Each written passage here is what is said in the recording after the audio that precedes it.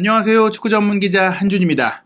이번에도 끝까지 갑니다. 2019년 폴란드 대회에 이어 2023 피파 20세 이하 월드컵 아르헨티나 대회에서 대한민국 20세 이하 대표팀 선수들이 4강에 진출을 했는데요. 지난 대회 준우승으로 엄청난 성과를 냈고 또 이번 대회 4강 진출, 한국 축구 역사상 피파 주간대회 2회 연속 4강 진출이고요. 이탈리아와 4강전 결과와 관계없이 결승전 또는 3위 결정전 치르게 됩니다. 과연 지난 대회 이루지 못한 우승의 꿈까지 이룰 수 있을지 지금의 대진표를 보면 충분히 가능해 보이는데요. 김은중호에 기대하지 않았던, 예상치 못했던 대반전 어떻게 가능했는지 나이지리아와의 8강전 주요 장면을 통해 분석해드리도록 하겠습니다. 대한민국 20세 이하 대표팀 나이지리아와 8강전에서 연장전까지 치르는 혈투 끝에 1대0으로 승리를 거뒀습니다. 90분 내내 굉장히 어려운 경기를 했고 사실 연장전에서도 공격 흐름을 주도한 것은 나이지리아였는데요. 이번 대회 솔직히 지난 16강전에 배준호 선수가 스타덤에 올랐고 또 대회 내내 날카로운 어시스트를 보여줬던 이승환 선수의 킥이라든지 또 브렌트포드의 제안을 받은 김지수 선수, 그리고 최근에 이제 최모스라고 불리고 있는 최석현 선수의 공격 가담 능력까지 주목을 받고 있지만 무엇보다 이 4강 진출의 중심에 있는 인물은 김은중 감독이죠. 준비된 세트피스로 프랑스와의 첫 경기 2변의 승리부터 지난 16강전 에콰도르전 승리, 그리고 이번 나이지리아전 승리까지 한국 대표팀의 중요한 골들이 세트피스, 프리킥과 코너킥에서 나왔거든요. 준비된 움직임과 준비된 침투 그리고 정확한 마무리까지 감독이 얼마나 잘 준비했고 또 훈련시켰는가를 보여줬는데 샤프라는 별명으로 유명했죠. 대한민국 연령별 대표 공격수이자 대전시티즌의 레전드로 한 시대를 풍미했던 이 김은중 감독이 대한축구협회 전임 지도자 출신으로 또 김학범호의 코칭 스태프로 지금 꾸준히 이제 높은 수준의 연령별 수준의 경험들을 쌓아오면서 지도자로 성장해 왔는데 이번 대회에서 본인이 감독으로서 어떤 능력과 리더십을 갖고 있는지를 보여준 것 같습니다. 경기가 끝나고 나서 4강 진출을 이루고 나서야 조금 뭔가 감정을 북받쳐 오르는 그런 모습들을 표출하는 김은중 감독이었는데 실제로 경기 종료 직후 방송 인터뷰에서 눈시울을 글썽이고 눈물을 흘리면서 인터뷰를 했거든요. 선수들이 뭐 인터뷰 중에 난입해가지고 물도 뿌리고 장난을 치는 것도 웃으면서 받아줬는데 조금은 이제 딱딱한 이미지고 조금 조용해 보이는데 분명히 그런 진중함 속에서도 따뜻함이 있었다. 우리 선수들 솔직히 인정을 못 받아왔는데 자기도 몰랐던 잠재력을 끌어낸 것 같다라고 이야기하면서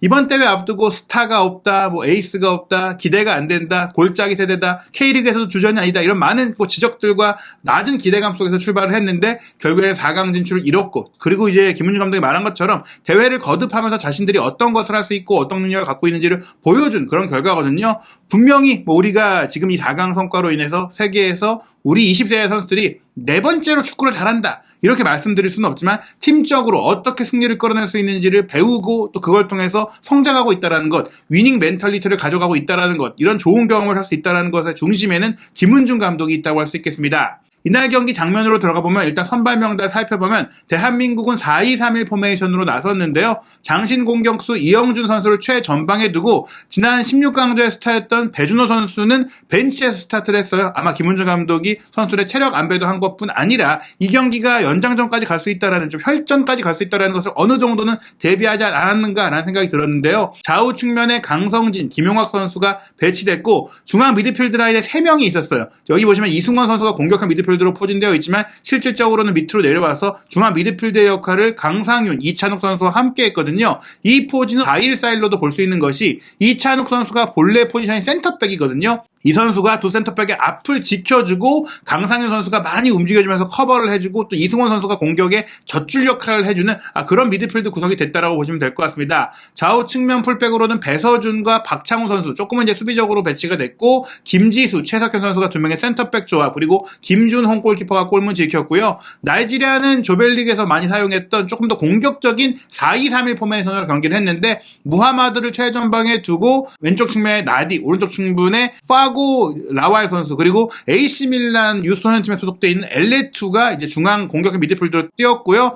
다가 선수가 중앙 미드필더로 포진되어 있고 이제 주드 선데이가 중앙 미드필더로 표기진되었지만 실제로는 측면에서 이제 공격을 전개하고 이 선에서 공격을 전개하는 역할을 했기 때문에 저희가 이제 초기 포메이션은 4-2-3-1로 말씀을 드렸지만 4-3-3이라든지 4-2-4라든지 공격적으로 많이 올라오는 축구를 이제 나이지리아가 했다고 볼 수 있겠고 수비 라인에는 오구 우체가 센터백의 중앙에 있었고 풀백을 보고 있지만 플레이메이킹까지 하고 있는 바메이 선수가 오른쪽 측면에 배치가 됐습니다. 경기 초반부터 나이지리아가 좋은 장면들을 많이 보여줬어요. 5분 만에 이제 측면 전개에 이어서 다시 중앙으로 컵백 준 것 주드 선데이가 직접 공을 툭 차 올린 이후 오버헤드 킥을 과감하게 시도하면서 포문을 열었는데 오버헤드 킥이다 보니까 정확성이 부족했죠. 골문을 크게 벗어났고요. 또 26분에는 AC 밀란 유스팀에서 활약하고 있는 엘레투 선수가 코너킥 이후 흘러나온 공 상황에서 페널티 에어리어 바깥쪽 과감한 중거리 슈팅을 때린 것이 골대 옆으로 빗나갔습니다. 이 엘레투 선수는 29분에도 본인이 3명의 한국 선수들을 달고 가는 와중에도 공을 빼앗기지 않고 시도한 중거리 슈팅, 이번에는 날카롭게 구석으로 향했는데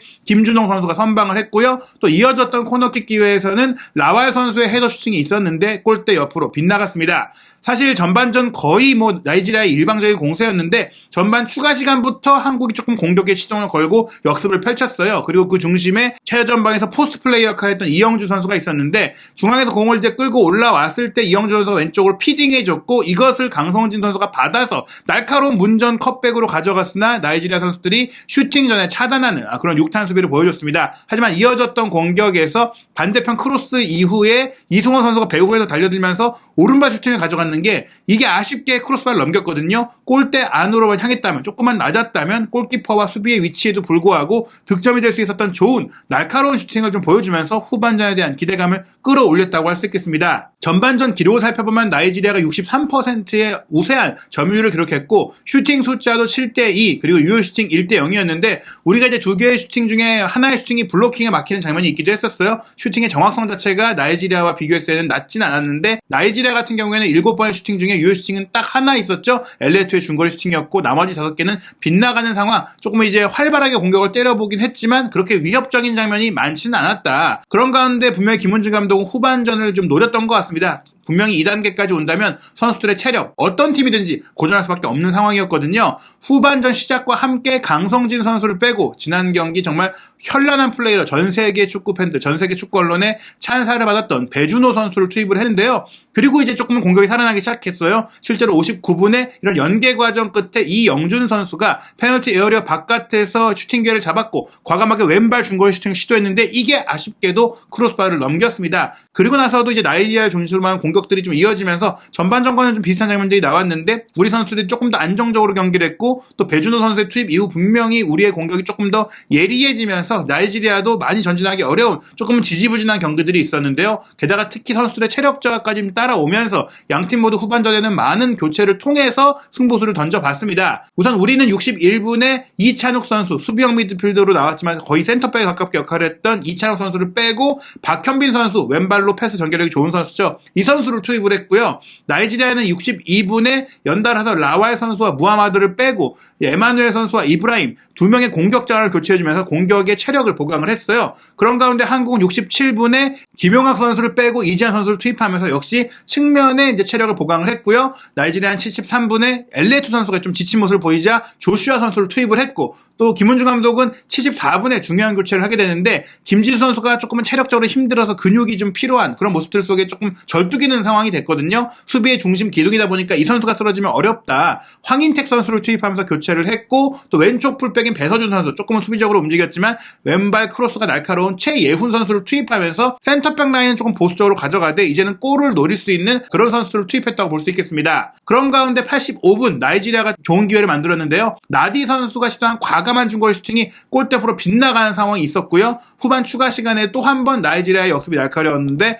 에마누엘 선수가 이번에는 중거리 슈팅을 시도한 것이 김준홍 선수의 선방에 막혔습니다. 결국에는 후반전도 우리보다는 나이지리아가 득점에 근접한 상황들을 많이 만들었어요. 분명 볼 점유율에 있어서는 전반전보다는 덜 밀렸습니다. 후반전에는 한국이 43%까지 볼 점유율을 끌어올렸고 나이지리아가 57%였어요. 여전히 6대4 정도로 밀렸죠. 또 슈팅 숫자도 나이지리아가 8개, 한국은 하나에 불과했고 이번에도 한국은 이영준 선수의 중거리 슈팅이 빗나간 것 외에는 솔직히 나이지리아를 위협하지 못했거든요. 하지만 나이지리아도 8개의 슈팅 중에 골대 안으로 간 건 2개, 골키퍼가 막아야 했던 것은 2개이고 수비수들이 이미 블로킹으로 3차례 차단을 했고 그리고 이 8개의 슈팅 중에 5개가 중거리 슈팅이었을 정도로 우리가 골문 앞을 잘 사수하면서 조금은 챌리적으로 버티는 축구를 했다. 그런 가운데 연장전에 돌입한 이후에는 우리가 우리가 바로 웃었습니다. 연장 시작 5분 만에 코너킥 기회를 얻어냈고 여기서 이승원 선수의 날카로운 오른발 코너킥이 니어포스트로 들어갔고 니어포스트에서 최석현 선수가 잘라먹는 헤더 슈팅을 했는데 이 헤더 슈팅이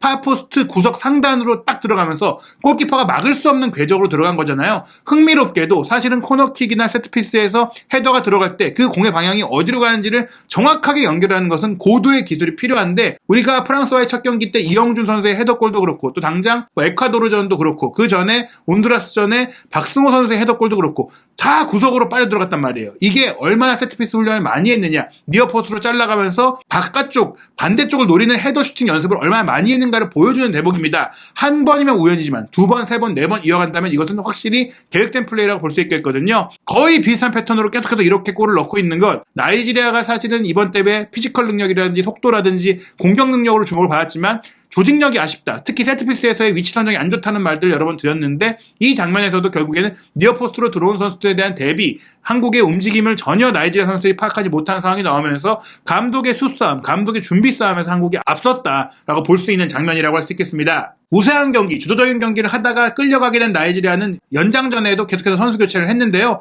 100분 들어서 이제 나디와 주드 선데이까지 빼고 라왈과 압둘라이를 투입했는데 역시 이 선수들이 공격을 잘했지만 결정적인 기회를 만들지도 못했고 체력적으로 많이 힘들어했거든요. 그런 가운데 연장전 우리가 또 차분하게 경기를 버텨내고 흘려보냈고요. 연장전 후반 종료 직전인 118분에는 김은중 감독이 확실하게 굳히기 위해서 공격수 이재한 선수를 빼고 또 한 명의 풀백인 조영강 선수를 투입했어요. 그러니까 측면 공격수를 빼고 측면 수비수를 2명 배치하는 형태로 완전히 내려선 거죠. 근데 이제 교체 아웃 되는 상황에서 저희가 조금 이제 천천히 나가는 것을 느꼈는지 나이지리아 선수들이 막 밀고 이제 뭐 과격하게 손으로 밀고 이런 건 아니고 좀 에스코트를 하듯이 빨리 나가라 라는 그런 장면이 나올 정도로 이제 많이 나이지리아 선수들도 승부욕을 보였는데 나이지리아가 마지막까지 공격을 하면서 연장전을 승부차기로 끌고 가려는 의지를 보였습니다. 연장전 추가 시간에 이 에마누엘 선수가 문정 우측으로 침투했을 때 정말 철렁했어요. 오른발 슈팅이 정말 날카로웠는데 이게 옆구무를 때리면서 무산이 됐습니다. 빅찬스였는데 놓치고 말았고요. 사실 이 장면 전에도 몇 차례 슈팅이 있긴 했지만 그전 슈팅들은 그래도 이미 예측 가능했고 우리 선수들이 충분히 커버를 했는데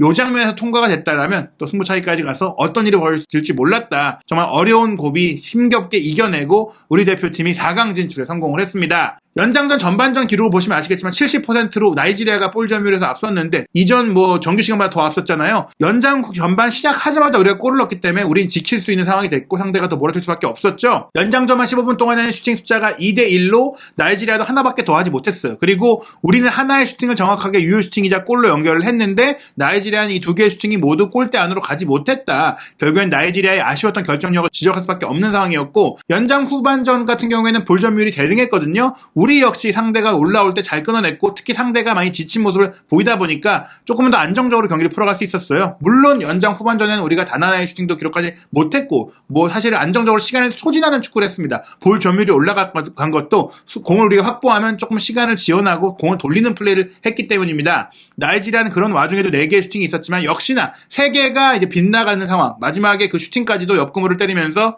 단 하나의 유효 슈팅도 연장전에 기록하지 못했다. 다리가 풀린 면도 있을 것이고 분명히 결정력이 문제도 되겠지만 우리 선수들이 상대 선수들의 각도를 잘 좁히고 슈팅각을 주지 않고 슈팅을 블로킹으로 막아냈다라는 것 역시 주목할 만한 우리가 팀적으로 조직적으로 어떻게 상대의 공격을 무력화하는지를 잘 준비했는지를 보여주는 대목입니다. 경기 전체 기록을 놓고 보면 우리가 분명히 따라갔던 기록들, 특히 연장전이라든지 후반전이라든지 실리적으로 플레이를 하면서 점유율을 가져갔던 부분들이 있기 때문에 전체 볼 점유율 한국이 40%, 나이지리아가 60%였어요. 슈팅 숫자로 보자면 정말 압도적인 차이가 났습니다. 나이지리아가 120분 동안 21개의 슈팅을 때렸는데 중요한 건 이거예요. 유효 슈팅이 3개밖에 없었다는 것이죠. 정말 극악의 결정력을 보여줬던 나이지리아라고 할 수 있겠고 우리 같은 경우에는 120분 동안 4개밖에 슈팅을 하지 못했지만 그중에 하나의 슈팅을 골로 연결하는 대단한 모습을 보였습니다. 사실 세트피스에서도 나이지리아가 7개의 코너킥을 얻어냈지만 우리는 이 3개의 코너킥만으로도 한 골을 뽑아낼 정도로 세트피스에서의 집중도가 굉장히 좋았고요. 또 김준홍 선수가 이번 경기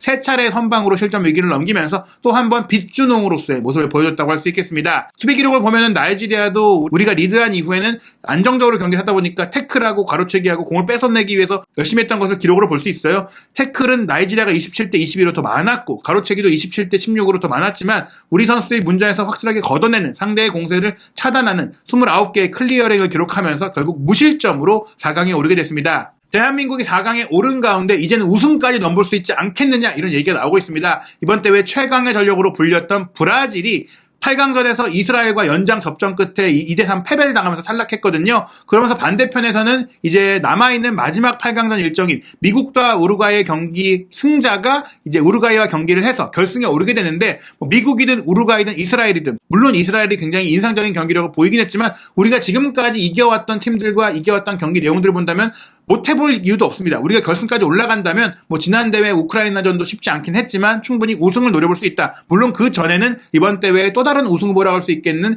유럽의 강호 이탈리아를 넘어야 하는데요. 이탈리아는 8강에서 콜롬비아를 3대1로 크게 제압을 했거든요. 조별리그에서도 인상적인 플레이를 펼치긴 했지만 또 나이지리아에 패배했던 팀이기도 하기 때문에 우리가 이탈리아를 상대로 충분히 해볼 수 있다라고 말씀드릴 수 있겠습니다. 2002년 한일 월드컵 16강전 이후 한국과 이탈리아의 대결은 정말 흥미로운 역사가 있고 또 이번에 월드컵에서 만나게 된 것은 더더욱이나 많은 기대감을 불러 모이고 있는데요. 한국과 이탈리아의 4강전은 6월 9일 금요일 새벽 6시에 킥오프합니다. 그리고 이 경기 이후 대회 마지막 일전 3위 결정전 또는 결승전은 6월 12일 월요일 새벽에 펼쳐지게 되는데요. 우리가 과연 3위 결정전에 가게 될지 아니면 지난 대회처럼 또 한 번 결승에 오르게 될지 한준TV에서 한국 20세 이하 대표팀의 여정과 활약상 분석 그리고 해외 반응까지 확인하시기 바랍니다.